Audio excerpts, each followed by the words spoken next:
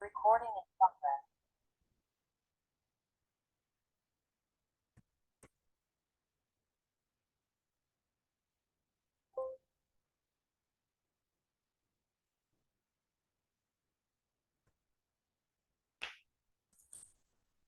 Baik, Assalamualaikum warahmatullahi wabarakatuh. Baiklah, pada kesempatan kali ini saya akan meneruskan mengenai materi tentang aspek perilakuan pada penganggaran modal pada mata kuliah Akuntansi Keperilakuan dengan dosen pengampu Dr. Wirmi Eka Putra SE, MSI, CIT, NR, CSRS. Sebelum masuk kepada materi yang akan saya sampaikan, perkenalkan terlebih dahulu, nama saya Janan Irawan dengan NIM C1C021055 dari program S1 Akuntansi Fakultas Ekonomi dan Bisnis Universitas Jambi. Baiklah, pada kesempatan kali ini kita akan membahas 4 materi pokok. Yang pertama itu mengenai pengertian penganggaran modal. Yang kedua yaitu mengenai aspek perilakuan dari penganggaran modal. Yang ketiga mengenai tampilan rasional dari penganggaran modal. Dan yang keempat, yaitu saran-saran perbaikan dari penyusunan anggaran modal. Baik, langsung saja masuk kepada materi pertama, yaitu mengenai definisi penganggaran modal. Penganggaran modal erat kaitan hubungannya dengan keputusan investasi. Jika seseorang ingin menanam modalnya pada perusahaan, perlu memproyeksi proyeknya agar menarik investasi dari investor atau kreditor. Dapat kita artikan di sini capital budgeting atau penganggaran modal merupakan salah satu metode dari proyeksi keputusan investasi. Capital budgeting atau penganggaran modal berguna sebagai bahan untuk mempertimbangkan keputusan atau pengambilan keputusan dalam menentukan suatu proyek yang akan diimplementasikan oleh investor atau oleh pihak perusahaan.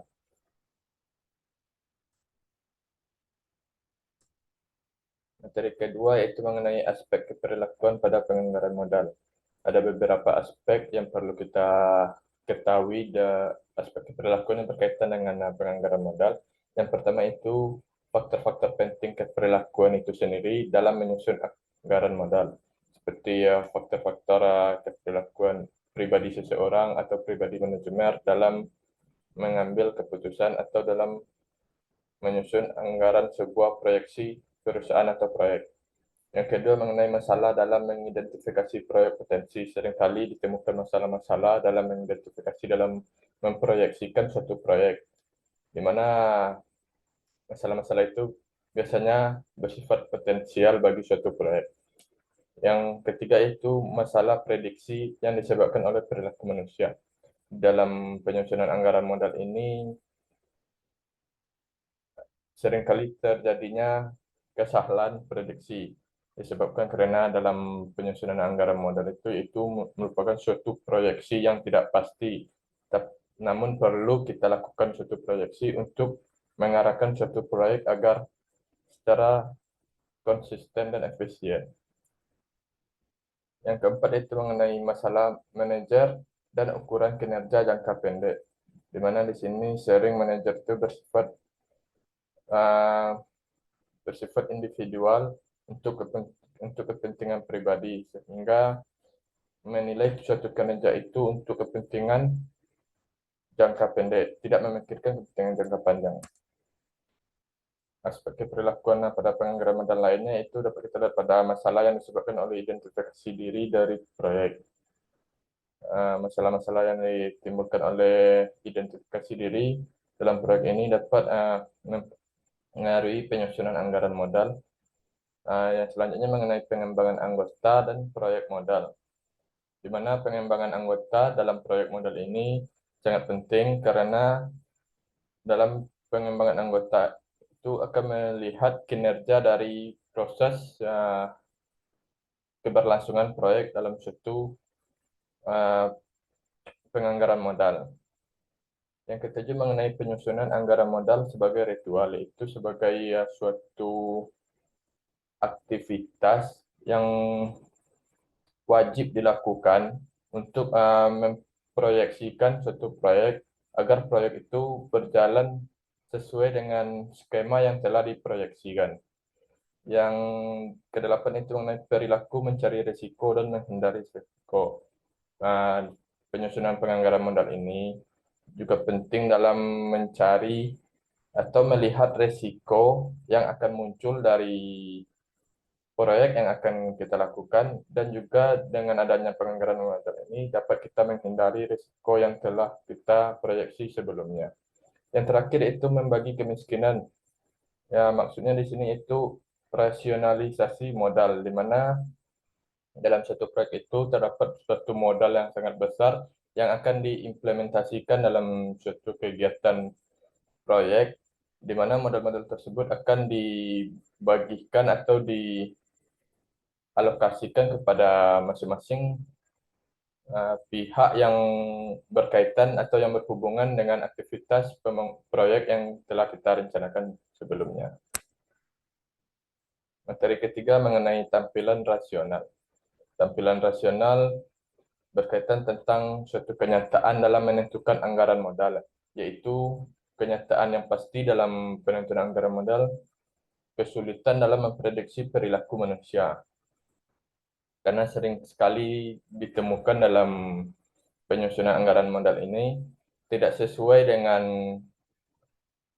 apa yang ada di lapangan, disebabkan perilaku manusia yang berperan penting dalam menyusun anggaran tersebut.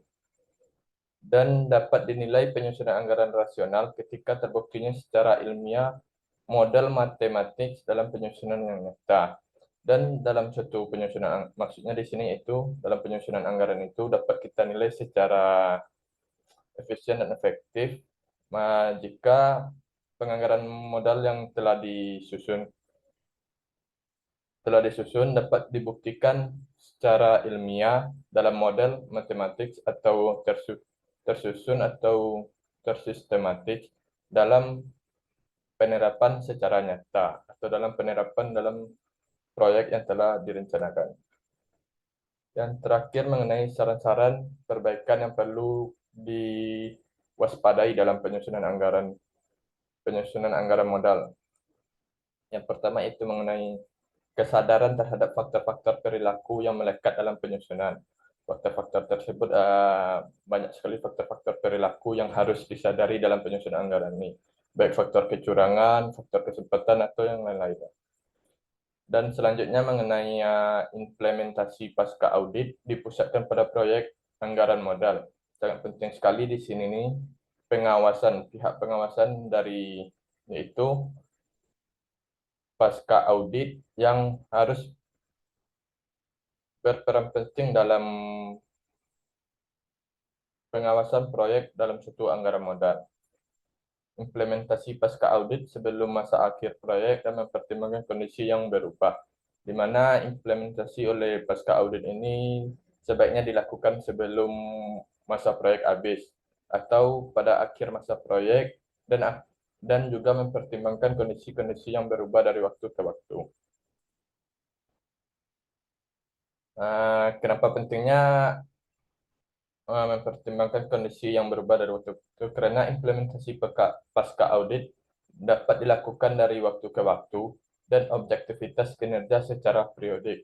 Di sini perlu dinilai bahwa kinerja dari suatu proyek tersebut dapat kita nilai dari waktu ke waktu, dan objektivitas kinerja dari proyek itu dapat dilihat secara periodik untuk pihak yang memiliki kepentingan dari suatu proyek tersebut.